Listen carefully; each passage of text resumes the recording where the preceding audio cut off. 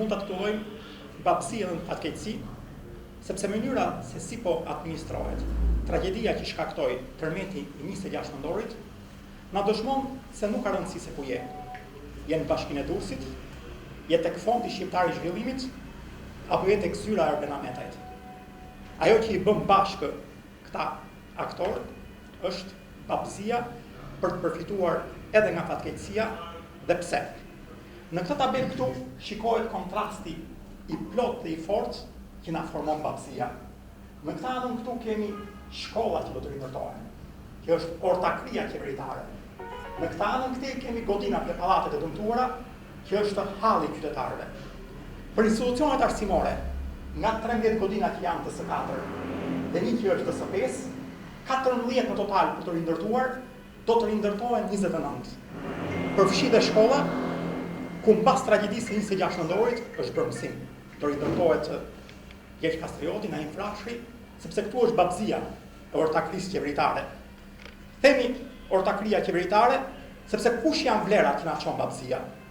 Te kjo tabela këtu shikoni që vetëm për rindërtimin e një shkolle 9-vjeçare në Sukth, Njazim Astori, me 3 kate, dhe një kopshti me 1 kat, do të shpenzohen 2.5 miliard lek pa TVSH.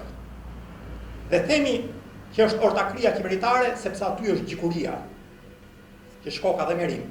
Dhe kur themi gjikuria, i gjithë qyteti e di që është ortaku i Ardian Çelës. Këti individi të bërë shumë pis, këti individi të ndotur, që ishte arkitekti i blerjes së votave në Shkallnur dhe në Rrezhbull. Punimet në shkolla kanë filluar edhe pa e pasur lejen e ndërtimit.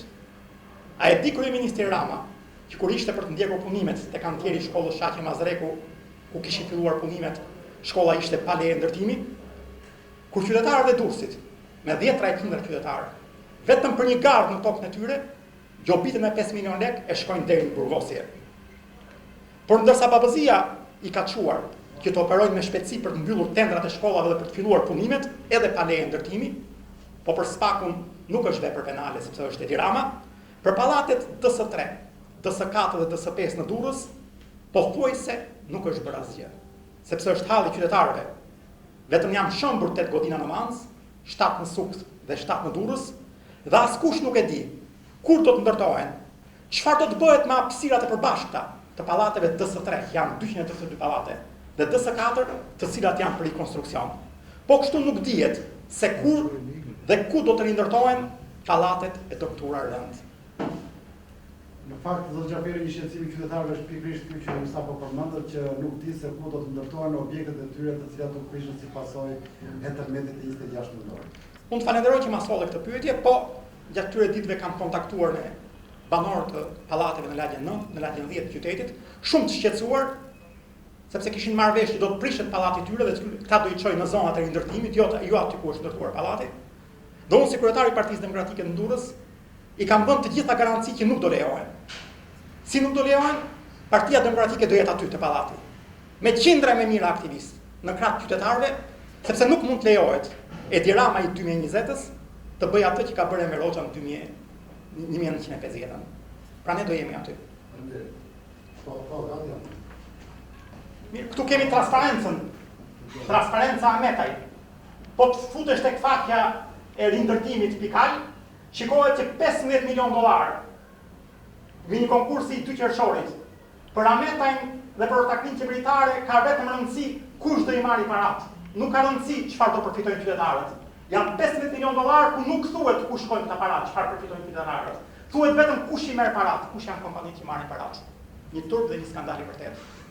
Duke dashur që qëndroj edhe tek pjesa e keq menaxhimit edhe për sa i përket fondeve për ndërhyrje të ndryshme që u bën qytetin e Durrësit, një nga problematika të faktit është edhe rruga nga zona e Nishtudës deri në pjesën Xhazotaj dhe katër rrugët që i përket në fakt edhe qytetit të Durrësit edhe pjesës së Shijakut, por pjesa kryesore do të themi kilometrat më të mëdha i përkatshëm zonës së Durrësit. Në këtë rrugë po bëhet ndërhyrje pas shumë vitesh dhe gjithçka fillon dhe mbaron te babëzia. Është krijuar një pattern tani, një mënyrë sjellje. Ky është i disa ti rast. Janë 3 denonësime që ne kemi bërë në SPAK. Pikërisht për këtë çështje. Por rrugën Aleksandër Goga u shtrua në 2018 me 700 milion lek. U riprish në 2019. për rrugën e plazhit. U paguan 10 milion euro në 2007 dhe janë paguar 6 milion, 7 milion euro të tjera për ribërjen e rrugës. Kjo po ndodh edhe me segmentin që thoni ju.